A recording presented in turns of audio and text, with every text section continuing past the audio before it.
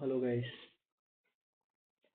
ఈరోజు ఈ వీడియో చేయడం కారణం చాలా మందికి స్టాక్ మార్కెట్ అంటే అసలు ఏంటి, అసలు అది ఎలా పనిచేస్తుంది, దానిలో ఉన్న ప్రాబ్లమ్స్ ఏంటి, మనం ఏ విధంగా మన వాట్ ఎవర్ మనీ స్టాక్ మార్కెట్లో పెట్టి సేవ్ చేసుకోవచ్చు, ఎలాంటి ఫ్రాడ్స్కి గురి కాకుండా అనేది చాలా ఆస్పెక్ట్స్ డిస్కస్ చేద్దాము. బట్ వీటన్నిటికీ ముందు ఫస్ట్ అసలు స్టాక్ మార్కెట్ అంటే ఏంటి, అసలు ఏమేమి బాడీస్ ఉంటాయి అక్కడ, ఎవరెవరు ఉంటారు, అసలు మనం మన చేస్తున్న ట్రేడింగ్కి ఎవరెవరు సహకరిస్తారు, ఏ విధంగా సహకరిస్తారు అనేది మాట్లాడుకుందాం. ఇది చాలా బేసిక్స్ అండి. అసలు స్టాక్ మార్కెట్ అంటే తెలియని వాళ్ళకి, లేకపోతే కొద్దిగా ఐడియా ఉన్న వాళ్ళకి కూడా ఈ వీడియో ఉపయోగపడుతుంది. ఈ వీడియోలో ఏవి ఇన్వెస్ట్మెంట్ అడ్వైజర్స్ కానీ ఏ స్టాక్ కొనమని కానీ నేను చెప్పట్లేదు, జస్ట్ ఇది ఎడ్యుకేషనల్ పర్పసెస్ కోసమే. సో స్టార్ట్ చేద్దాం. ఫస్ట్ అసలు స్టాక్ మార్కెట్ అంటే ఏంటి? స్టాక్ మార్కెట్ ఆలోచిద్దాం. ఒక కంపెనీ ఉంది,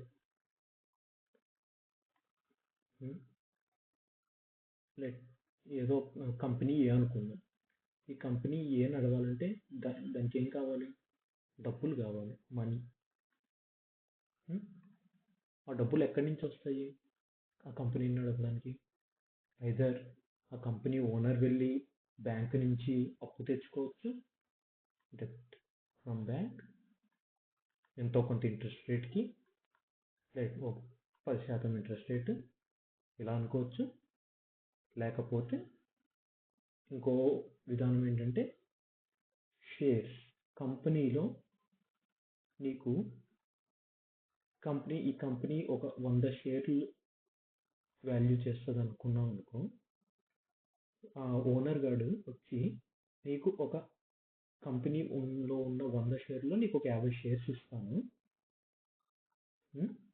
50 షేర్స్ ఇస్తాను, నాకు ఒక ₹1,00,00,000 ఇవ్వు అంటాడు.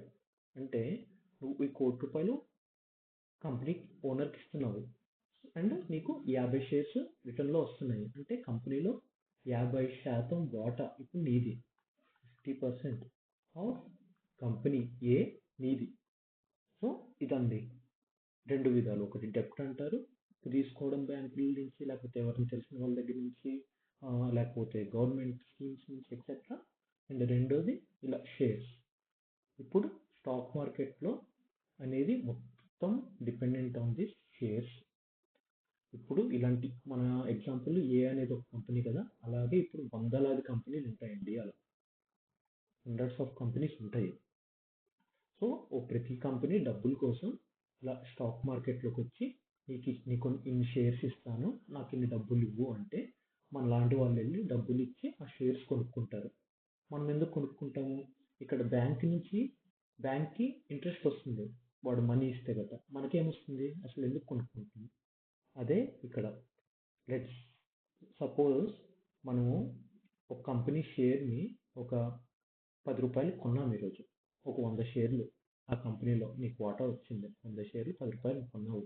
ఆ కంపెనీ చాలా మంచి పర్ఫార్మెన్స్ చేసి ప్రాఫిట్స్ తెచ్చిందనుకో, ఎవ్రీ ఇయర్ ప్రాఫిట్స్ తెచ్చిందనుకో, ఇయర్ బై ఇయర్ ఆ కంపెనీ వాల్యూ పెరుగుతుంది. అప్పుడు ఒక 10 సంవత్సరాల తర్వాత కంపెనీ షేర్ వాల్యూ ₹100 అయిందనుకో, అప్పుడు ఏమవుతుంది? నువ్వు 100 షేర్లు ₹10 అంటే ₹1000 పెట్టావు. ఇప్పుడు 2024లో 10 సంవత్సరాల తర్వాత ఆ 100 షేర్లు ఒక్కొక్క షేర్ ₹100 అంటే దగ్గర ₹10,000 ఉన్నట్టు 2034లో. సో ఇక్కడ పక్కా నీకు 10% ఇంట్రెస్ట్ వస్తుంది అని బ్యాంక్ లాగా చెప్పలేము. ఈ ₹1,000 10,000 అవ్వచ్చు. అదే కంపెనీ బాగా పనిచేయలేదు అనుకో, ఆ ₹10 ఒక్కొక్క షేరు ₹2 అవ్వచ్చు. అప్పుడు నీకు పెట్టిన ₹1,000 ₹200 అయిపోతుంది.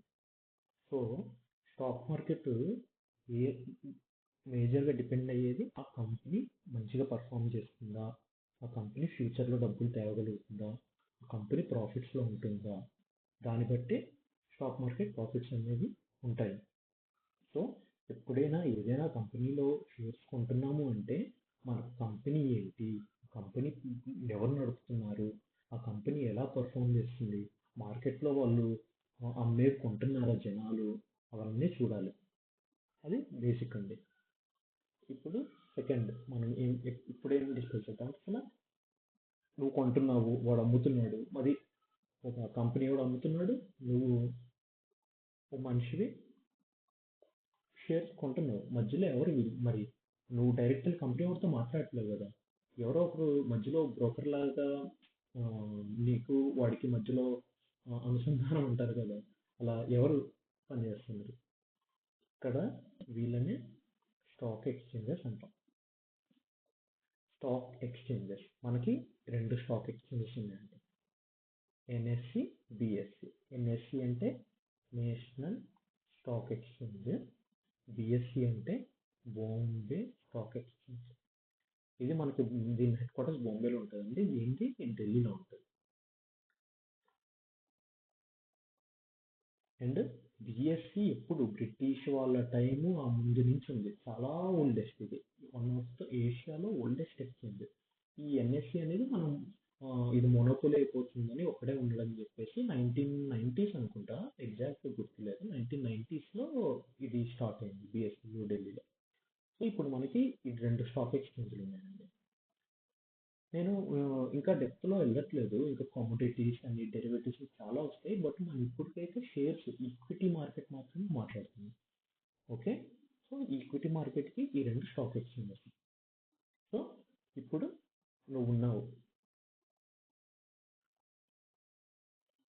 ఎన్ఎస్సితోని మాట్లాడాలి. ఎన్ఎస్సిలో ఒక కంపెనీ షేర్స్ ఉన్నాయనుకో, కొంటున్నావు ఎన్ఎస్సి నుంచి. ఉం? కానీ నువ్వు ఎన్ఎస్సితో డైరెక్ట్ మాట్లాడలేదు, ఇంకొకడు ఎవడో మధ్యలో ఒకడు ఉంటాడు నీకు ఎన్ఎస్సితో కనెక్ట్ చేసేవాడు. వీళ్ళే బ్రోకర్స్ అంటాం మనం. వీళ్ళు మీరు వినే ఉంటారు ఈ మధ్య కాలంలో, జిరోదా అని చెప్పి, గ్రో అని చెప్పి, ఫైర్స్ అని చెప్పి, ఐసిఐసిఐ వాళ్ళు అని చెప్పి, ఏంజల్ బ్రోకింగ్ అని చెప్పి చాలా సర్వీసులు వస్తున్నాయి. వీళ్ళందరూ చేసేది ఒకటే, మిమ్మల్ని స్టాక్ ఎక్స్చేంజ్ తోని మాట్లాడిపిస్తారు. ఒక ఇంటర్ఫేస్, ఒక మొబైల్ అప్లికేషనో మొబైల్ వెబ్సైటో ఏదో ఒకటి తయారు చేసి మీకు ఆ స్టాక్ ఎక్స్చేంజ్కి ఆ సర్వర్ కనెక్ట్ చేస్తున్నారు. అలానే ఇప్పుడు కంపెనీ వాడు, ఇప్పుడు నార్మల్గా అయితే కంపెనీ వాడు పెట్టేసిన తర్వాత షేర్స్, ఇప్పుడు నువ్వు ఇటు ఉన్నావు, ఆ కంపెనీ షేర్స్ ఇంకోటి ఎవడో ముందే కొనుక్కున్నాడు అనుకో, వాడు ఇటు సైడ్ ఉన్నాడు. సో నువ్వు ఒక స్టాక్, నువ్వు ఇప్పుడు జిరోదా ఇక్కడ వాడుతున్నావు, ఎన్ఎస్సి కనెక్ట్ అయ్యావు, వీడు గ్రో వాడుతున్నాడు, ఎన్ఎస్సి కనెక్ట్ అయ్యాడు. ఇప్పుడు వాడు అమ్ముదాం అనుకుంటున్నాడు ఏమైనా షేర్స్, ఒక 100 షేర్లు, నీకు ఆ 100 షేర్లు కొందాం అనుకుంటున్నావు, నువ్వు 78 చెప్తావు, వాడు 78 ఓకే అన్నాడు అనుకో, అది ఇటు నుంచి ఇలా పాస్ అయ్యి అటు నుంచి ఇలా పాస్ అయ్యి ఆ 100 షేర్లు వాడి దగ్గర మైనస్ అయిపోతాయి, నీకు ప్లస్ అయిపోతాయి, నీ అప్లికేషన్ అది కనిపిస్తుంది. వీడి దగ్గర ఏమో షేర్స్ తగ్గిన తర్వాత డబ్బులు వచ్చేస్తాయి, నీ దగ్గర డబ్బులు పోయి ఆ షేర్స్ వస్తాయి. సో బేసికల్లీ ఇదండి ఫ్లో చార్ట్, నడిచేది ఇంతే. మీరుంటారు మధ్యలో యాప్స్ ఉంటాయి, మధ్యలో ఈ ఎన్ఎస్సి అయినా బిఎస్సి అయినా బొమ్మ స్టాక్ ఎక్స్చేంజ్ అయినా ఉంటారు. చెప్పడం మర్చిపోయింది, మన ఇండియన్ స్టాక్ మార్కెట్స్ ఉదయం 9:15 స్టార్ట్ అయ్యి మధ్యాహ్నం 3:30కి. సో మీరు కొనాలన్నా అమ్మాలన్నా ఏం చేయాలన్నా ఈ మధ్య కాలంలోనే చేయగలుగుతారు. ఇది అయిపోయిన తర్వాత ఆఫ్ మార్కెట్ అవర్స్ ఉంటారు, మీరు కొనలేరు అమ్మలేరు, మళ్ళీ తర్వాత రోజు వరకు వెయిట్ చేయాలి. అండ్ మనకి సాటర్డే సండే హాలిడేస్ వీటిలో స్టాక్ మార్కెట్ ఉండదు. మనకి ఇప్పుడు ఆఫీస్ సెలవు ఉన్నట్టే వాళ్ళకి కూడా సాటర్డే సండేలు, దివాళీ రంజాన్లు వీటికి హాలిడేస్ ఉంటాయి. ఇప్పుడు ఇది అయిపోయింది.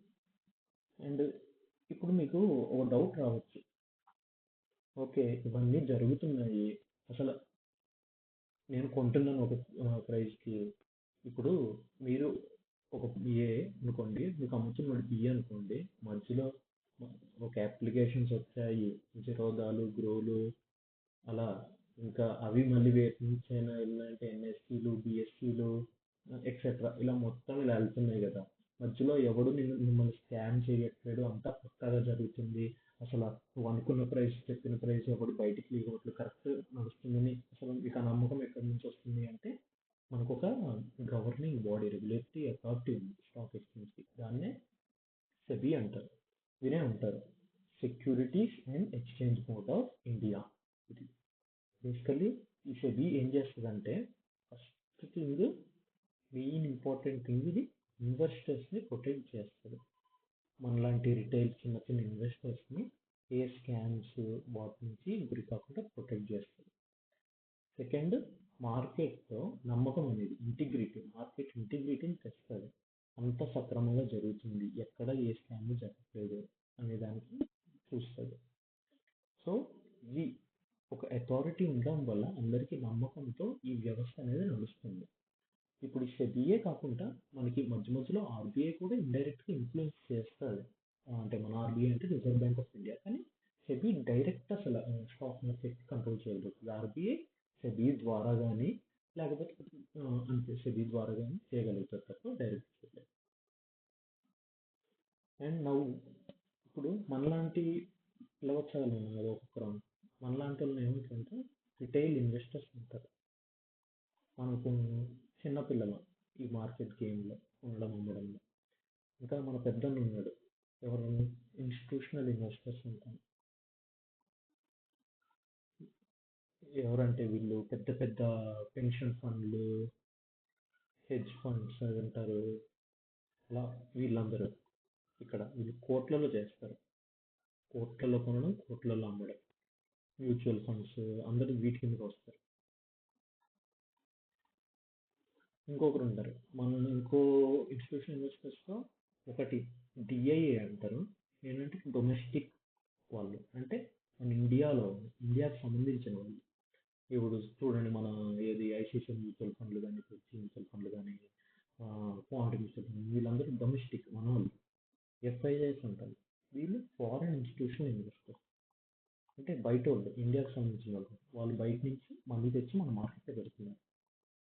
ఎలాగంటే మన గోల్డ్మెన్ సాక్స్ కంపెనీలు కానీ, ఇలాంటి జేన్ స్ట్రీట్ అని చెప్పి చాలా హెడ్జ్ ఫండ్స్ ఇవన్నీ తెచ్చి ఇండియన్ మార్కెట్లో పెడుతుంటారు. సో ఇది మూడు రకాలు ఉన్నాయి. మనం అందరం ఈ రిటైల్ ఇన్వెస్టర్స్ కిందకు వస్తాము. నెక్స్ట్, మీకు స్టార్టింగ్లో చెప్పాను మార్కెట్లో ఏమేమి ఉంటాయంటే, ఒకటి ఈక్విటీస్ అంటారు. ఈక్విటీస్ అంటే మీకు ముందు చెప్పాను కదా, షేర్స్, ఒక కంపెనీలో వాటాని అమ్మడం కొనడం, ఇది స్ట్రైట్ ఫార్వర్డ్. ఇంకోటి రెండవ ఏముంటాయంటే తెలుసా, కమోడిటీస్ అంటారు. ఇది కూడా స్ట్రైట్ ఫార్వర్డ్. కమోడిటీస్ అంటే ఏమీ లేదు, పైన కంపెనీలను కొనడం అమ్ముతున్నాం కదా. కమోడిటీస్ అంటే గోల్డ్, సిల్వర్, మనం బయట కొంటాం కదా జ్యువెలరీ షాప్కి గోల్డ్ సిల్వర్లు అలాగే. ఇక్కడ కమోడిటీస్లో ఎక్స్చేంజ్ ద్వారా కొంటాము. గోల్డ్ కొంటాము, పెరిగితే వాల్యూ అమ్మేస్తాము, లేకపోతే ఉంచుకొని దాచుకుంటాము. సిల్వర్, ఆయిల్ అన్నీ ఉంటాయి, అగ్రికల్చరల్వి అన్ని కమోడిటీస్ అంటారు. నెక్స్ట్ డెబ్ట్ ఇన్స్ట్రుమెంట్స్ అంటారు.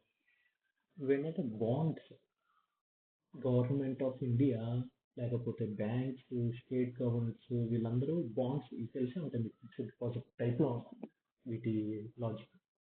నువ్వు కొన్నావంటే నీకు ఒక X%, ఒక 7% 8% పర్ ఇయర్ ఇంట్రెస్ట్ వస్తుంది అలా అనేసి అమ్ముతారు. అవి కూడా మార్కెట్లో ట్రేడ్ అవుతాయి. అన్నీ కాకుండా ఇంపార్టెంట్, ఇది చాలా రిస్కీ ప్రోడక్ట్, ఇది డెరివేటివ్స్. దీంట్లో మీకు తెలిసి నాలెడ్జ్ ఉండి చాలా ఎక్స్పీరియన్స్ ఉంటే తప్ప దీంట్లో అడుగు పెట్టకండి. ఈ డెరివేటివ్స్ ఏమంటారంటే వినే ఉంటారు, ఫ్యూచర్స్, ఆప్షన్స్. చాలామంది డబ్బులు పెట్టి ఫ్యూచర్స్ బ్లాక్స్లో పోగొట్టుకున్నారండి అంటారు. అదే ఫ్యూచర్స్ ఏంటంటే, ఇప్పుడు ఇక్కడ షేర్లు కొంటున్నావు అంటే కంపెనీని కొంటున్నావు. ఇక్కడ ఫ్యూచర్స్ ఆప్షన్స్ ఏంటి, షేర్లు కంపెనీని కొనవు, నువ్వు జస్ట్ ఒక బెట్ టైప్లో చేస్తావు. ఈ పర్టికులర్ షేర్ రూ. 10 నుంచి రూ. 100 వెళ్తుంది అనేసి ఒక రూ. 5 వేస్తాం బెట్. వెళ్ళిందనుకో ఆ రూ. 5 రూ. 50 ఎంతో, ఆ మార్కెట్ ఎంత రేట్ అయితే అంత వచ్చేస్తుంది. అది వెళ్ళలేదు అనుకో, రూ. 10 షేర్ వాల్యూ 10 నుంచి 5 పడుతుంది అనుకో, నీకు పెట్టిన 5 పోతుంది. సో నువ్వు డైరెక్ట్గా కంపెనీని కానీ కొనడం కానీ అమ్మడం కానీ చేయట్లేదు. ఇదేంటంటే కంపెనీ డైరెక్షన్, ఐదర్ పెరుగుతుందా తగ్గుతుందా అనే దాని మీద ఆ వ్యూ మీద నువ్వు ఒక బెట్ తీసుకుంటున్నావు. దాన్ని బట్టి ఒక కొనడము అమ్మడము చేస్తున్నావు. అది డెరివేటివ్స్ అంటారు. ఇది చాలా అంటే చాలా రిస్కీ అండి. ఈ మధ్యనే మన బడ్జెట్ 2024లో ఫైనాన్షియల్ మినిస్టర్ సీతారామన్ గారు ఫ్యూచర్స్ అండ్ ఆప్షన్స్ మీద ఇంక్రీజ్ చేశారండి ట్యాక్స్. ఎందుకంటే రిటైల్ ఇన్వెస్టర్స్ కానీ ఎవరైనా కొద్దిగా వీటికి దూరంగా ఉంటారు. అట్లీస్ట్ అలా ట్యాక్స్ ఇంక్రీజ్ చేస్తే కొంచెం జాగ్రత్తగా ఉంటారని చెప్పి. సో ఇప్పుడు వరకు మనం ఏం తెలుసుకున్నామండి? అసలు స్టాక్ మార్కెట్ అంటే ఏంటి, ఎలా పనిచేస్తుంది, అసలు ఈ ఎక్స్చేంజ్ అంటే ఏంటి, అసలు ఎవరెవరు ఉన్నారు, అసలు వీళ్ళని కంట్రోల్ చేసేది ఎవరు, ఎలాంటి టైప్ ఇన్వెస్టర్స్ ఉన్నారు, అండ్ మనకు అసలు ఏమేమి ప్రోడక్ట్స్ ఉన్నాయి అని చెప్పి డిస్కస్ చేశాను. ఈ వీడియో మీకు నచ్చినట్టయితే సబ్స్క్రైబ్ అండ్ లైక్ చేయండి. ఫ్యూచర్లో ఇంకేం వీడియోస్ కావాలన్నా కామెంట్ చేయండి. దానికి తగ్గట్టు వీడియో తయారు చేసి మీకు